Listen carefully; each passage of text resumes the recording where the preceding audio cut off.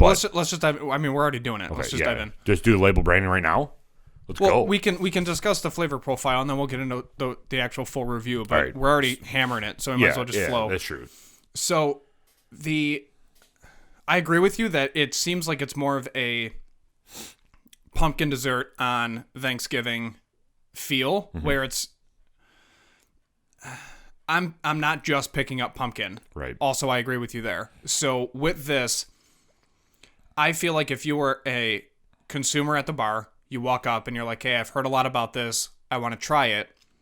My recommendation to you is to try it neat, understand the flavor profile, then like a small sample taste. Once you try it neat and understand what it is and how it reacts in your mouth, that's what she said, then make a cocktail based off of what you feel would go best. And I'm actually really happy with the cocktail that I chose now after having this, because I feel like it would be ideal. I feel like it's the ideal cocktail out of the ones that I scrolled through and witnessed, but that's what I recommend. Go up to the bar, take a quick sample of it, see how you like it, and then choose your cocktail from that point, because you'll enjoy it much better in a cocktail. This is 100% in line with Cask and Crew. Yeah. So I think moving forward, we should have those 3 tiers, and then we'll start implementing who's where in what vein. So Southern Tier Distilling is the same vein. They're almost identical products, flavor profile wise, consistency and everything else with Cask and Crew.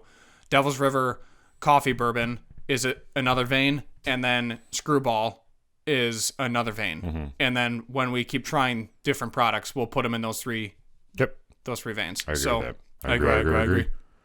Wow. We said that at the exact same time that time. I don't think that's ever happened before, ever in the history of podcasts. Not on camera. No. We do it a lot off of camera, but not on camera. So, yeah. So the label branding. A++. Yeah, A++. Their logo, again, same as their other bottles, is... And it kind of looks like ours. Little bits. Because it's a circle. Yep. Nailed it. Up front, dead center, easy to see. Typically, Southern Tier Distilling is eye level with you on the shelf because they always sell in different liquor stores. The orange is obvious. I mean, it's pumpkin, so what other color would you put on the label? There's like a jack-o'-lantern smile on here, too. Nice. It says all trick, no treat. So pumpkin whiskey is a spirited version of its namesake and a high-proof addition to the royal family, with notes of pumpkin pie spices like cinnamon, nutmeg, cloves, and even hints of whipped cream. I was actually going to say that because I kind of got like a vanilla creamy taste to it, too. And crust. Pumpkin whiskey is a treat among tricks. Ooh, treat among tricks. I would also cut this with 1 to 2 drops of water. Where's our... Oh, right here. Yeah, we'll have to do that as this episode goes. This is ideal for Thanksgiving. Good luck finding it.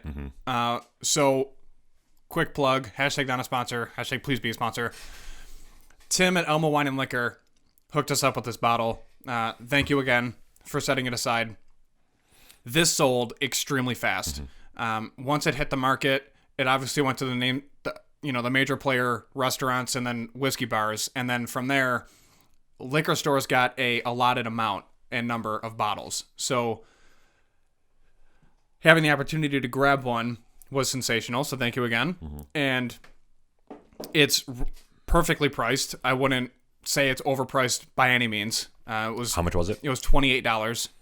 Which is, again, in line with Cask and Crew. 100%. Cask and Crew is $25 to $30. Yep. So it's ideal. And I would enjoy this after a dinner. This is perfect for Thanksgiving. So if you're able to find it, pick it up for Thanksgiving. This is literally perfect. And then that way you can sit down. It's 70 proof. If somebody wants to add an ice cube and cut it, they can. Realistically, you really don't need a full ice cube. I would do 1 to 2 drops of water. And drops, I'm not saying hold it under a faucet. And that way you can change the flavor profile. You're not going to, completely consume your palate with everything that's going on in this, because it's a complex, complex whiskey. Yeah. And yeah, I mean, this is perfect for the holidays. So nice job. Yeah, absolutely. I mean, our cocktails, which we'll get into a little bit later too, are in that same vein of like a Thanksgiving dessert cocktail. Yeah. Which is going to be exciting to talk about. Absolutely. So A++ for label branding. Yep. Let me mark that down. Mark it down. Mark it down. And then nose. Ooh, nose, you're getting a blast of nutmeg up front, which is so refreshing that they didn't throw in everything pumpkin in the nose. So all you're literally smelling and tasting is pumpkin. When we got this, I was so scared that it was going to be so overpowered pumpkin that when I got that first whiff of the nose, I'm pleasantly surprised. Same. You're getting that nutmeg and clove right up front, and kind of pumpkin's like a back end of the nose. There was a lot of nutmeg scent. Yeah, nutmeg. And it's A pleasant. little cinnamon, clove. You're getting all that on the nose. If you were to just have a fresh pumpkin pie underneath your nose and then you just wafted the thing into your face, that's what this smells like. Yeah. A little. It literally smells like the holidays. Yeah. I'm becoming more basic as we enjoy this. You can, and also too, I'm not a huge pumpkin pie fan. Really? I know, anti-American of me, whatever. But I like this. You know what you need if you don't like pumpkin pie? What? More whipped cream. You know what I also need? Diabetes. That's right. Yeah, that's right. Hey. But I like this because it's not overpowering pumpkin. The nose makes you want to sip it. Yeah. So I'm going to go A++. I agree. I agree. A++. Bam. Initial taste. Initial taste, again, this pumpkin flavor is very subtle. So initial taste right off the bat, I'm getting the whipped cream. I'm getting more nutmeg. And I'm getting kind of like a graham cracker. The graham cracker up front is the harshness and tart to it. Mm-hmm. And it's it's interesting what they did here. Instead of a burn that you would get with whiskey, mm-hmm. they infused the burn with a flavor and then made it more tarty. And then that is the burn that you're getting in your mouth. So it's not, oh, goodness, I just drank ethanol and it's burning everything down into my stomach. Right. I feel it going into my stomach. No, it's not that at all. It's just a tart on the back end of the initial taste right before the ending note that is essentially replacing the burn. Yeah. I'm trying to look to see anything online about because you said that they finish it in like the barrels with the pumpkin their beer. Pumpkin IPA, yeah. I'm trying to find some details on that. Did you see that on their website? Yeah, and then there was a bunch of other accounts that we follow. Oh, but they also have restaurants and whiskey establishments that discuss that in their captions as well. Do they have two websites for this? SouthernTierDistilling.com and STDCSpirits.com? Yeah, remember how they have two accounts as well. Empty Bottle Southern Tier, and then they have Southern Tier Spirits, or Distilling Spirits. STDCSpirits.com. Yeah. That's why I constantly tag both of their accounts on our Instagram posts, because they have two accounts. Interesting. Where can you find pumpkin whiskey? Click here to find out. So yeah, I'm sorry. Let's talk about this after, just so we can get the whiskey rating completed and then post that. Yeah, cut all that out, dude. Yeah, no. All right, so initial taste, what are we giving it from a rating? A+. A+. Yeah. Here we go. Bam. And we're getting nutmeg, whipped cream, and graham cracker on the initial taste, right? Nutmeg, whipped cream. Yeah. On the ending note, that's where I'm getting some of the pumpkin. Graham crackers. I'm going to go A+ as well. I'm going to go A. I'm going to go A on the ending note. It's very oily on the back end.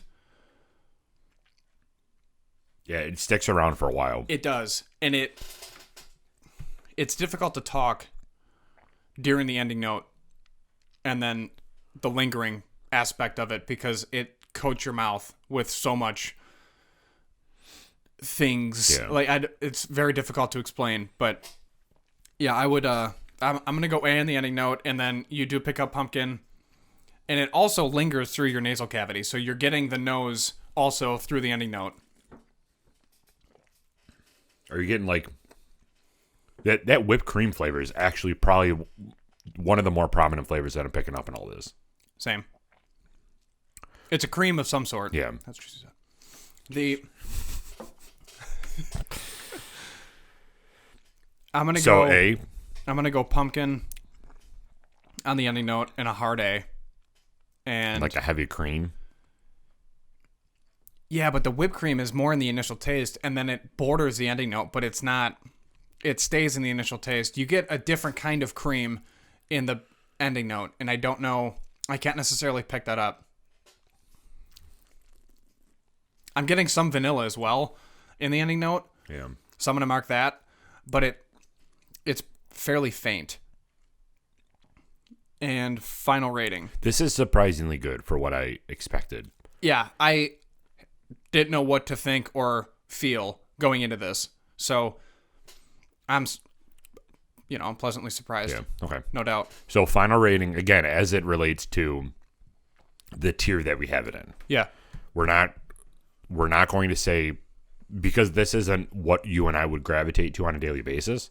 It wouldn't be fair for us to say 64 because that's just not what this podcast is about. It's about putting things in brackets and then rating it based off of what they're most closely related to. You can't rate this against Lagavulin 11. It just doesn't work like that. Not at all. They're two extremely different whiskeys. So putting it in that same bracket of Cask and Crew, Screwball, Devil's River, flavored, in that same family a little bit, let's rate it based off of that.